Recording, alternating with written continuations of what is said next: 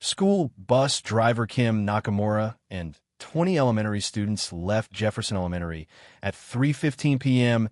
and vanished into the California desert. The bright yellow bus was found 3 days later, completely empty, keys still in the ignition. No ransom. No weaknesses. No trace of 21 lives. For 45 years, families held on to hope, until satellite technology revealed a heartbreaking discovery buried beneath the sand.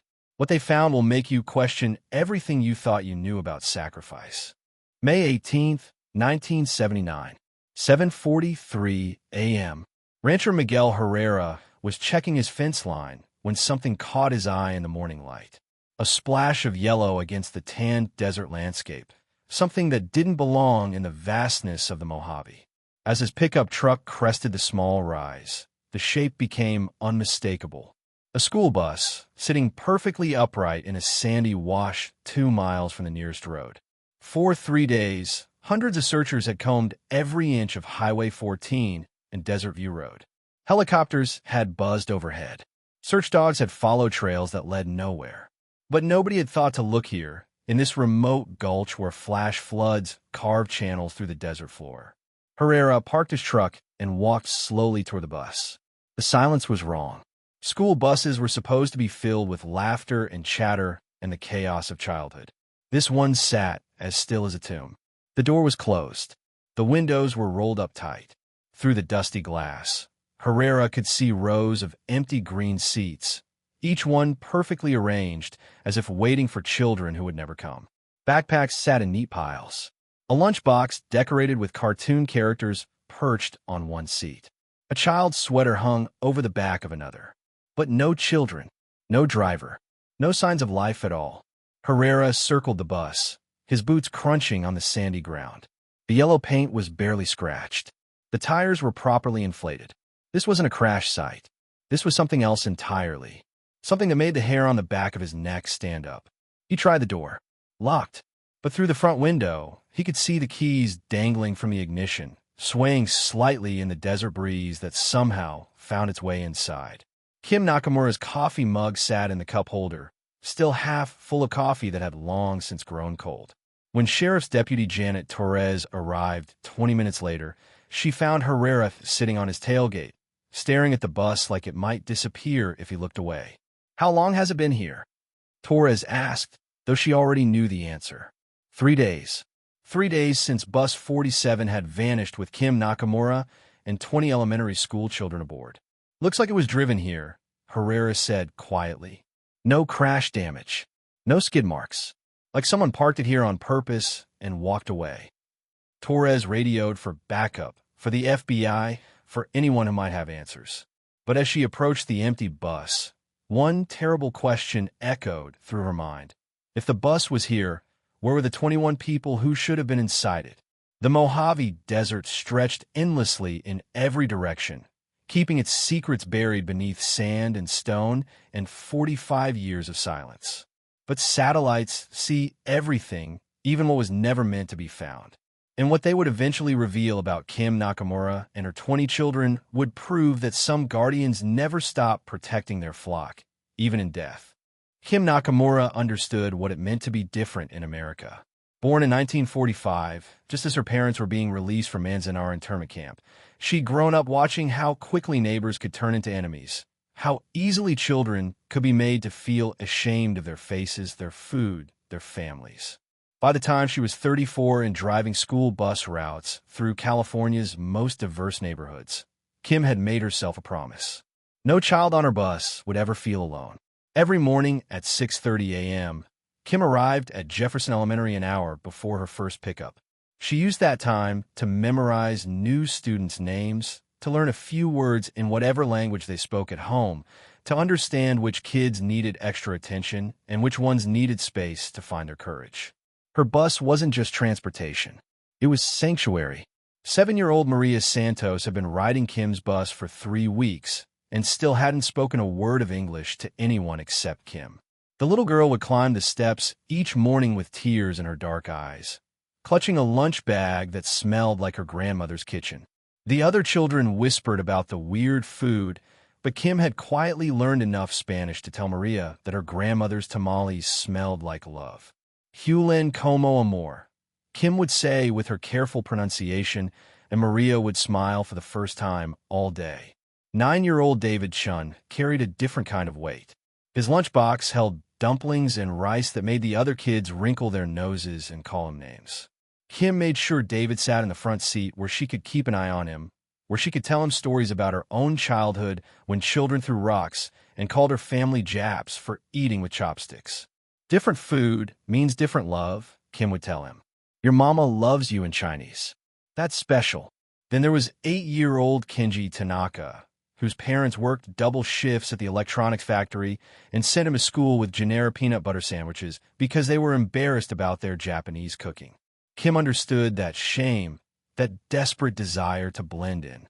She'd pack an extra onigiri rice ball and share it with Kenji like it was a secret between cousins. We don't have to hide who we are, she'd whisper to him. Being Japanese isn't something to fix. But it was 6-year-old Rosa Martinez who truly captured Kim's heart.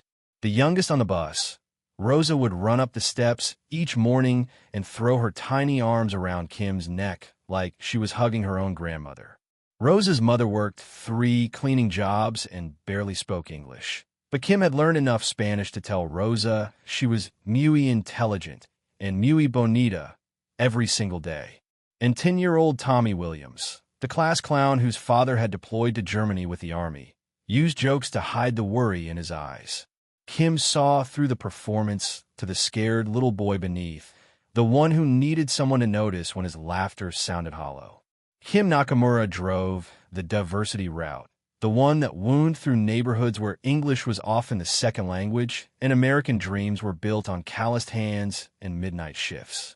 These weren't the easy assignments that veteran drivers fought over. These were the kids that other drivers complained about, the ones who brought strange food and spoke in foreign languages and sometimes cried when they missed their parents. But Kim had volunteered for this route. These 20 children weren't just passengers. They were her mission. Every morning, she transformed a yellow school bus into a bridge between two worlds, a place where being different wasn't a weakness, but a superpower. On the morning of May 15th, 1979, Kim checked her mirror one last time before pulling away from Jefferson Elementary. 20 bright faces looked back at her, 20 stories of courage and hope and dreams deferred. She had no way of knowing that this would be their last ride together, that within hours, someone would test just how far a guardian would go to protect the children in her care. May 15th, 1979, 3:15 p.m. The final bell rang at Jefferson Elementary, and 20 children burst through the doors with the explosive energy that only comes at the end of a school week. It was Friday, the weekend stretched ahead like a promise, and Mother's Day was just 2 days away. The hallways echoed with plans for homemade cards and breakfast in bed and flowers picked from neighborhood gardens. Kim Nakamura stood beside Bus 47, clipboard in hand, checking off names as her children climbed aboard. Maria Santos clutched a construction paper card decorated with crayon hearts. David Chun had a small potted plant that his class had grown from seeds. Rosa Martinez bounced up the steps, chattering in Spanish about the special song her class would sing at the Mother's Day assembly. Everyone buckled up, Kim called out, her daily ritual complete. 20 voices chorused back, "Yes, Miss Kim," in a mixture of accents that sounded like music to her ears. Principal Morrison appeared at the bus door for his final head count. All 20 accounted for. "Kim, have a wonderful weekend. See you bright and early Monday," Kim replied, pulling the door lever closed. She couldn't have imagined that those would be the last words she'd ever speak to another adult at Jefferson Elementary. The route should have been routine. Right on Maple Street, left on Highway 14, then the familiar stops that Kim could drive in her sleep. Maria would be dropped first at the small yellow house where her grandmother waited with fresh tortillas. David next, at the apartment complex where his parents ran a small electronics repair shop. Then Rosa, Tommy, Kenji, and 15 others, each delivered safely to the people who loved them most. But at 3:35 p.m., Kim encountered something that changed everything. Orange construction cones blocked Highway 14, and a work crew was laying fresh asphalt. The detour sign pointed toward Desert View Road, a route Kim knew well from her early days driving freight trucks before she'd found her calling with children. Desert View Road was longer but scenic, winding through Joshua Tree groves and red rock formations that the children always pressed their faces against the windows to see. In May, the desert bloomed with wildflowers that turned the landscape into a living painting. It would add 20 minutes to the route, but Kim had driven it hundreds of times. There was no reason to worry. She radioed the dispatcher. Bus 47, taking Desert View Road detour. Construction on Highway 14. ETA pushed back to 4:30. Copy that, Bus 47. Drive safe. As Kim turned onto the Tulane Road that stretched toward the Mojave Desert, the children's excited chatter filled the bus. Tommy Williams was making the other kids laugh with his impression of their math teacher. Rosa was practicing her Mother's Day song in Spanish. David quietly showed Maria the plant he'd grown, explaining how the seeds had sprouted in the classroom window. The temperature was climbing toward 95 degrees, but the bus's air conditioning hummed efficiently.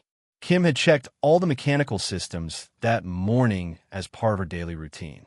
Tires properly inflated, fluids topped off, radio working perfectly, everything exactly as it should be.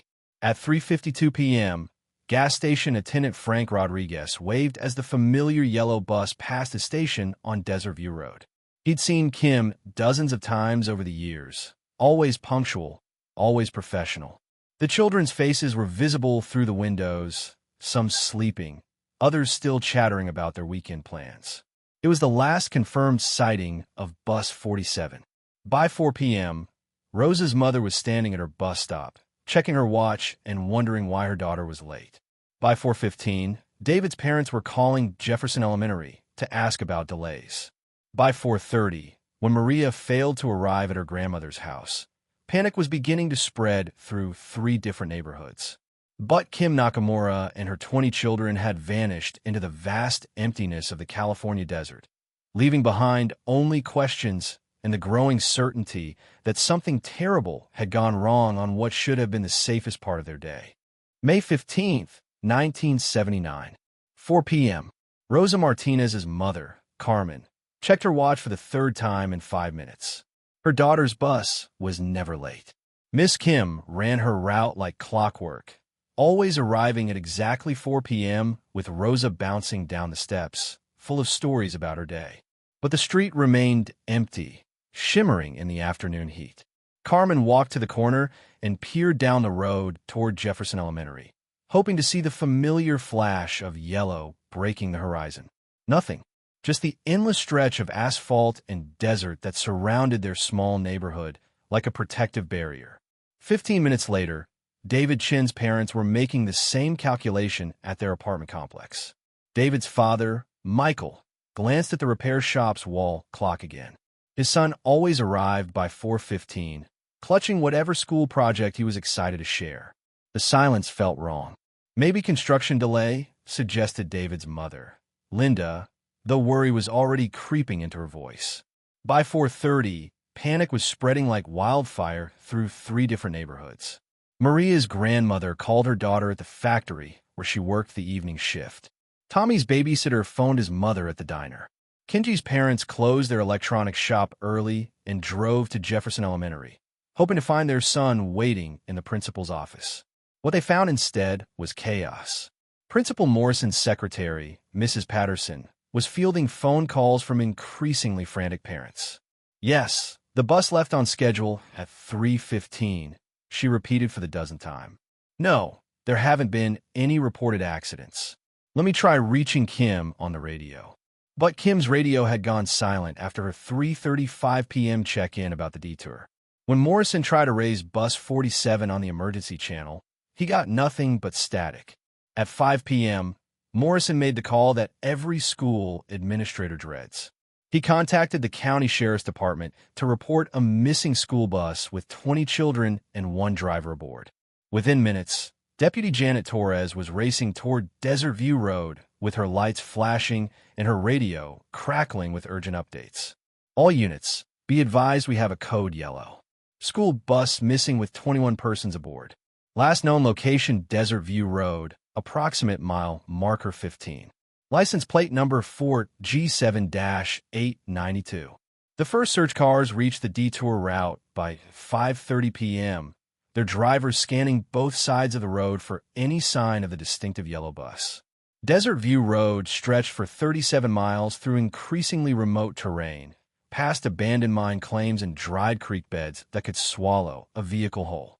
At 6 p.m., Kim's husband Hiroshi arrived at Jefferson Elementary with fear etched across his face. Kim had never been late for anything in 15 years of marriage. She called if she was delayed by even 10 minutes. Her silence meant something was terribly wrong. She would never put those children at risk, Hiroshi told Principal Morrison, his voice shaking. Kim treats every one of them like her own family. If the bus stopped, it's because she had no choice. As darkness began to fall over the Mojave Desert, the search expanded to include helicopters equipped with powerful spotlights. The aircraft swept back and forth over the vast landscape, their beams cutting through the purple twilight like swords. But the desert kept its secrets. At 8:30 p.m., searcher Miguel Santos spotted something that made his heart stop. Tire tracks leading off Desert View Road into a sandy wash that carved through the landscape like a scar. The tracks were fresh, made by something heavy, something the size of a school bus. But when search teams followed the tracks for 2 miles into the desert, they found nothing but sand and rock and the kind of silence that makes experienced searchers afraid of what they might discover next. 21 people had vanished into the California desert, as if the earth itself had opened up and swallowed them whole. And somewhere in that vast emptiness, Kim Nakamura was facing the greatest test any guardian could imagine. May 19, 1979, dawn broke over the largest missing persons search in California history. Within 48 hours of Bus 47's disappearance, the Mojave Desert had been transformed into a military-style operation. Command tents sprouted near the last known location. Radio chatter filled the airways.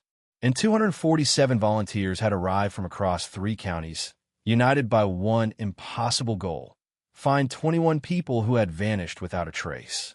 FBI Special Agent Patricia Moore stepped out of her helicopter at sunrise, her trained eyes immediately assessing the vastness of the search area. She'd worked child abduction cases for 12 years, but she'd never seen terrain this unforgiving. The desert stretched endlessly in every direction, broken by ravines that could hide a dozen school buses and mountains that blocked radio signals for miles. What do we know? Moore asked Sheriff's Detective Ray Gonzalez, the local coordinator who'd been running on coffee and determination for 3 straight days. Bus found empty yesterday morning, Gonzalez replied, pointing toward the sandy wash where Bus 47 still sat like a yellow monument to the inexplicable. No signs of struggle inside. No blood. No indication of mechanical failure. It's like they all just walked away. But Moore had examined the evidence herself, and walking away made no sense. Kim Nakamura's purse remained untouched, with $47 in cash and her driver's license. Children's backpacks sat exactly where they'd been placed, homework assignments still tucked inside folders. Most telling of all, Maria Santos's construction paper Mother's Day card lay on her seat, the crayon hearts still bright with a 7-year-old's love. Children don't abandon their Mother's Day gifts, Moore said quietly. Something took them from that bus. The search dogs arrived on the 3rd day, German shepherds trained to track human scent across difficult terrain. Handler Jake Morrison watched as his lead dog, Rex, circled the bus, picked up the scent trail, and began following it toward a rocky outcrop 50 yards away. The dog's excitement was unmistakable. He'd found something, but at the outcrop, Rex stopped, circled, whined in confusion. The scent trail simply ended, as if 21 people had climbed onto the rocks and evaporated into the desert air. That's impossible, Morrison muttered, checking his dog's behavior. Rex had never failed to follow a trail. But here, at this random pile of desert stone, every scent disappeared as completely as if it had been erased. The aerial search intensified. National Guard helicopters equipped with heat-sensing equipment swept grid patterns across 500 square miles of desert.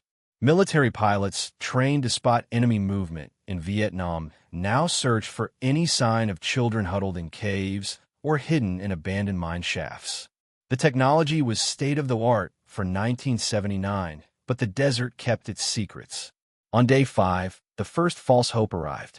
A torn piece of child's clothing caught on a Joshua tree 12 miles southeast of the bus. The fabric was pink with cartoon characters, similar to a shirt that Rosa Martinez had been wearing. Search teams converged on the area, using every tool at their disposal. But the clothing belonged to a different child, one who'd been camping with her family the previous weekend. The hope that had electrified the search effort died as quickly as it had been born. Anonymous tips flooded the phone lines. Psychics claimed visions of underground bunkers. Cult experts warned about survivalist groups operating in desert communes. A truck driver swore he'd seen an Asian woman with children at a gas station 200 miles south, but security cameras showed nothing. Each lead consumed precious time and resources. Each dead end pushed the families deeper into despair and the searchers closer to the terrible possibility that 21 people could simply vanish from the face of the earth. By day 7, the official search was scaled back to a recovery operation.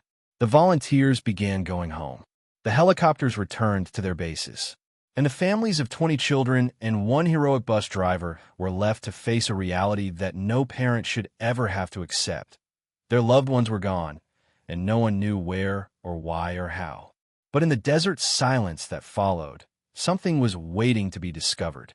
Something that would take 45 years in technology that didn't exist in 1979 to finally reveal the truth about what happened to Kim Nakamura and her 20 children. 45 years is a lifetime of waiting. Long enough for parents to grow old with photographs instead of grandchildren. Long enough for siblings to build families while carrying the weight of empty chairs at every holiday table. Long enough for hope to calcify into something harder and more painful than grief itself. Elena Santos never moved from the small yellow house where she'd waited for Maria's bus on May 15, 1979. She kept her daughter's bedroom exactly as Maria had left it that Friday morning. The twin bed with its rainbow comforter. The stuffed animals arranged just so on the windowsill. The child-sized desk where 7-year-old homework assignments still waited to be completed. Every morning for 45 years, Elena made 2 cups of coffee, one for herself and one for a daughter who would never come home. She might not remember her new address. Elena would tell visitors, as if Maria was still 7 and simply lost instead of a woman who should have been 52 with children of her own. 3 miles away, David Chin's parents had taken a different path through their pain. They'd had 2 more children, hoping to fill the silence that David's absence had carved into their lives. But every parent-teacher night, every school play, every graduation carried the shadow of the boy who should have been there. Michael Chun started a scholarship fund for immigrant students, channeling his grief into something that would have made David proud. He would have become a teacher, Linda Chin said at every scholarship ceremony. David loved helping other kids understand difficult things. Hiroshi Nakamura aged 20 years in the first 2 after losing Kim. He'd drive the desert roads every weekend, following trails that led nowhere, chasing rumors that proved false, refusing to accept what every rational person knew. His wife and her 20 children were gone forever. By 1995, arthritis had stolen his ability to work the clutch on his pickup truck, but he still hired others to drive him through the Mojave, still believing that the next rise in the road might reveal answers. The community impact rippled outward like shock waves from an earthquake. Jefferson Elementary installed new security protocols that seemed paranoid in 1979 but became standard practice by the 1990s. Parent volunteers now monitored every school bus route. GPS tracking systems recorded every turn. And children who'd never heard of Kim Nakamura grew up in a world shaped by her disappearance. Detective Ray Gonzalez carried the case like a stone in his chest for 30 years. Even after retirement, he'd receive calls from psychics, amateur investigators, and conspiracy theorists convinced they'd solve the mystery. He followed every lead, no matter how implausible, because somewhere in the back of his mind lived the faces of 20 children who deserved answers. In 2010, FBI agent Patricia Moore returned to the desert with ground-penetrating radar, hoping new technology might reveal what 1979's tools had missed. The equipment detected several anomalies beneath the sand, but excavation revealed only old mining equipment and the bones of animals that had died decades before the children disappeared. Each technological advance brought new hope and fresh disappointment. Satellite imagery in the 1990s, GPS mapping in the 2000s, DNA analysis of clothing fragments that proved inconclusive. The families aged, but their need for answers remained as sharp as the day their children vanished. Tommy Williams's mother, Carol, never stopped believing her son would come home. She'd remarried, had other children, built what looked like a normal life. But every May 15th, she'd drive to the spot where Bus 47 was found and leave fresh flowers. Not memorial flowers for the dead, but welcome home flowers for a 10-year-old boy who might still be looking for his way back. He was afraid of the dark, Carol would tell reporters on anniversary stories. If Tommy's out there somewhere, he needs to know his mom is still waiting. By 2020, most of the parents were gone. Elena Santos died at 91, still setting out 2 cups of coffee each morning. Michael and Linda Chun passed within 6 months of each other, their final words about the son they'd never stopped missing. Hiroshi Nakamura lived to 93, his last request that someone keep driving the desert roads, just in case. But their children's children had inherited both the grief and the determination. They'd formed support groups, hired private investigators, and lobbied for new searches using technology their grandparents couldn't have imagined. In 2024, that technology would finally provide the answers that 5 decades of searching had failed to uncover. And what the satellites revealed would prove that Kim Nakamura's greatest act of heroism hadn't been driving a school bus through the desert, but what she'd done to protect her children once they could no longer drive away. March 12, 2024. Dr. Jennifer Walsh was analyzing routine satellite imagery for NASA's Desert Climate Research Project when her computer flagged something unusual. Buried beneath 45 years of shifting sand, artificial intelligence had detected geometric patterns that didn't belong in nature. The algorithms have been trained to identify archaeological sites, but this structure was different, more recent, more deliberate. Can you enhance Sector 7G? Walsh asked her research assistant, pointing to coordinates 15 miles southeast of where Bus 47 had been found in 1979. What appeared on the enhanced image made her breath catch in her throat. An underground bunker system, professionally constructed with multiple chambers connected by tunnels. Ventilation shafts disguised as natural rock formations. And an access point hidden beneath what appeared to be a movable stone slab. The construction dated to the 1970s, based on materials analysis from previous satellite passes. Someone had built a hidden facility in the middle of nowhere, and then concealed it so expertly that decades of searches had missed it completely. Walsh immediately contacted the FBI's cold case unit. Within 48 hours, a joint task force had assembled in the Mojave Desert with ground-penetrating radar, excavation equipment, and forensic specialists. What they found beneath the sand would finally answer the question that had haunted 5 families for 45 years. The bunker was a masterpiece of paranoid engineering. Steel-reinforced concrete walls, solar panels hidden beneath camouflage covers, storage areas stocked with canned food, water, and supplies for extended occupation. This wasn't a hastily constructed hideout. This was a long-term facility designed to house multiple people for months at a time. In the deepest chamber, excavators found what they'd been dreading and hoping for in equal measure. 21 sets of human remains, carefully arranged side by side. Personal belongings that positively identified Kim Nakamura and each of her 20 children.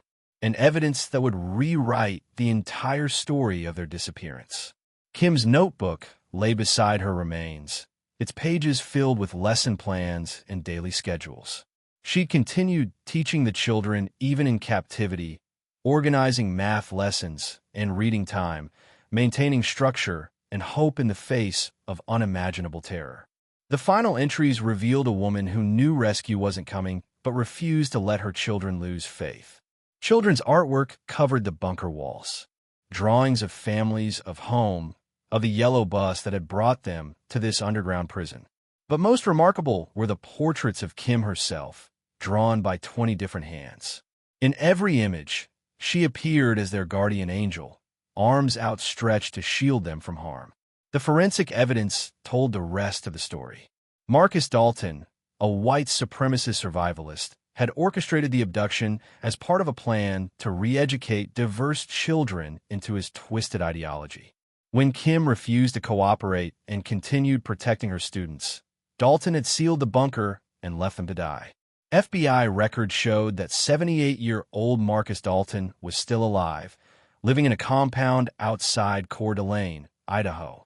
When agents arrested him, they found detailed journals documenting not just the Nakamura case, but a network of similar crimes spanning 3 decades.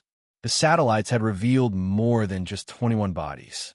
They'd uncovered evidence of a systematic campaign of terror against America's most vulnerable children.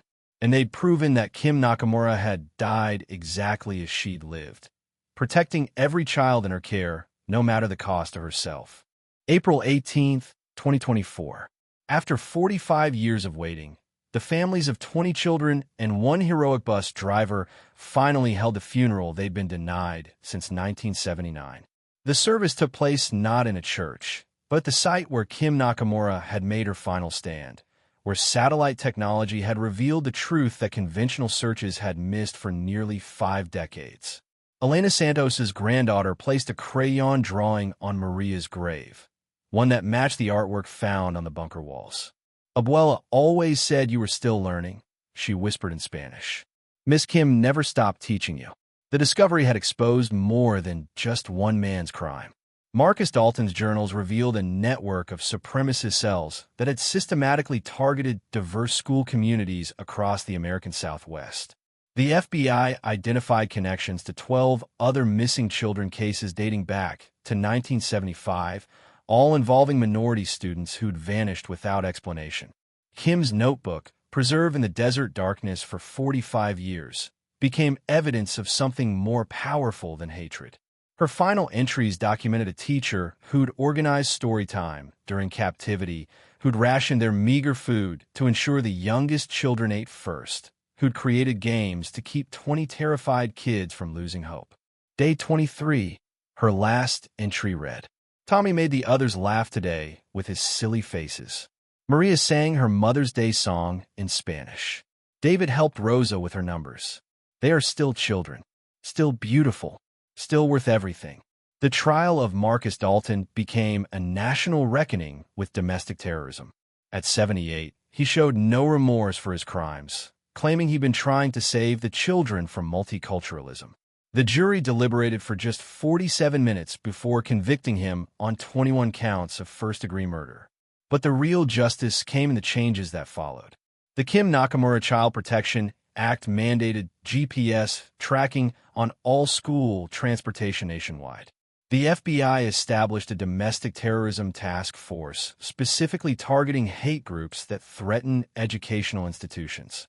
And satellite surveillance systems now continuously monitor for hidden structures that might conceal similar crimes.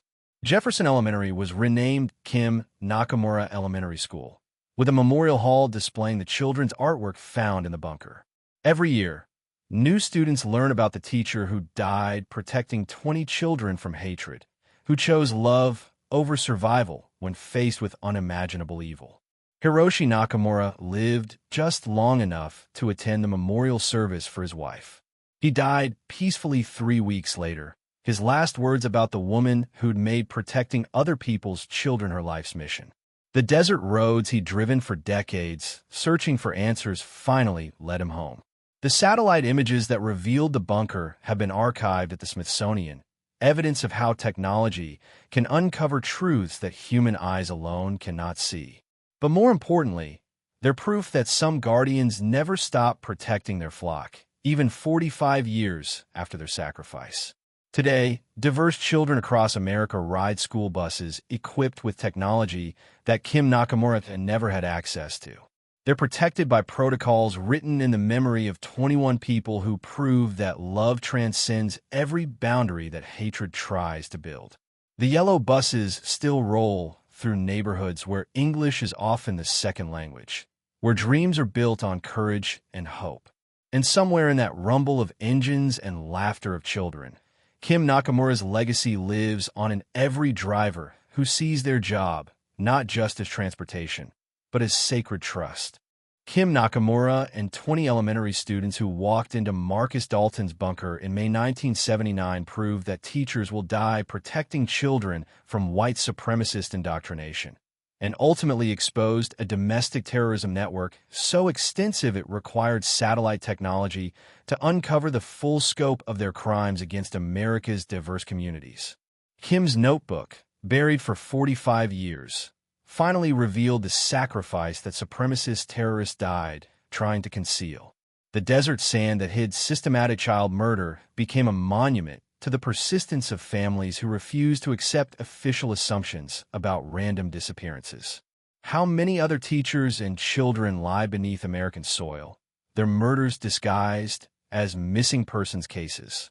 What happens when hate groups target school systems to eliminate diversity? Can democracy survive when protecting minority children becomes a death sentence? Drop a comment below and let us know. Do you believe white supremacist targeting of diverse schools still happens today? Hit the like button, subscribe, and turn on notifications for more investigations that prove love is more durable than hate.